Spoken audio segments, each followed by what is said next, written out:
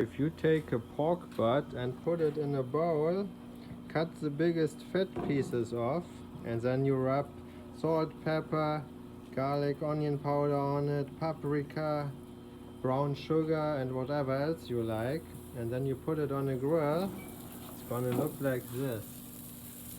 I'm just gonna grill it to give it some color, and then I put it in a crock pot and finish it in there, and then I pull it apart, add some barbecue sauce or whatever spices I like to make it taste even better, and it's gonna be the best pulled pork with some slaw, and on a pretzel bun it's really good.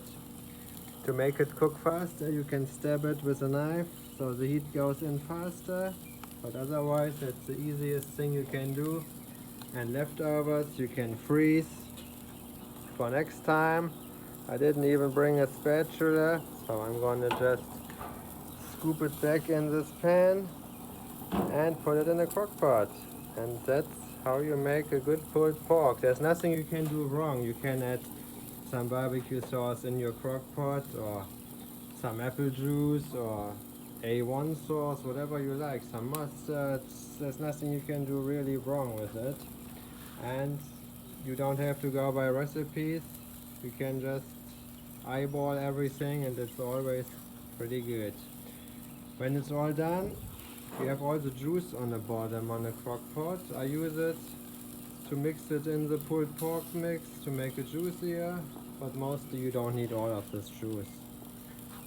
And just this looks so good, you just want to eat it.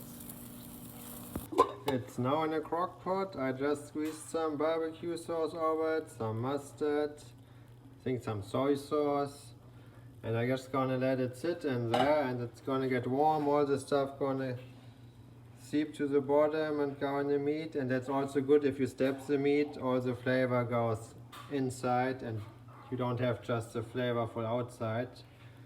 And it also makes it cook faster. So I just leave it here, crock pot. You can set it on high or low. I put it on high and leave it for at least like 3-4 hours. And when you can take a fork and it pulls easily apart, you know it's all ready. You can put, if you want, you can put an onion in there or some other stuff. You can put some beer in it. Like, there's so many things you can do.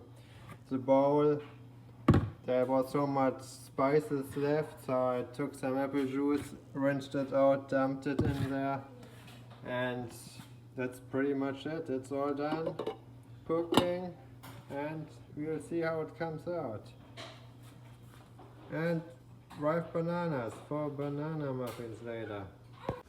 So the meat, it's been in the crock pot for like 5 hours, and you can see it falls apart very easily, so it's all ready to go. And you see how much juice collected on the bottom of the pot. There's a lot of fat in this juice, so I want to take some out. That's the bone.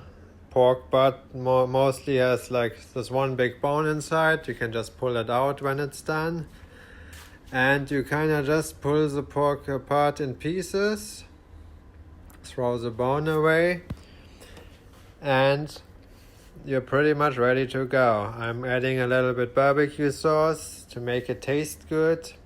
It's a good thing if you put it on a grill, it gets these charred, burnt kind of marks. That gives extra flavor and makes it taste better.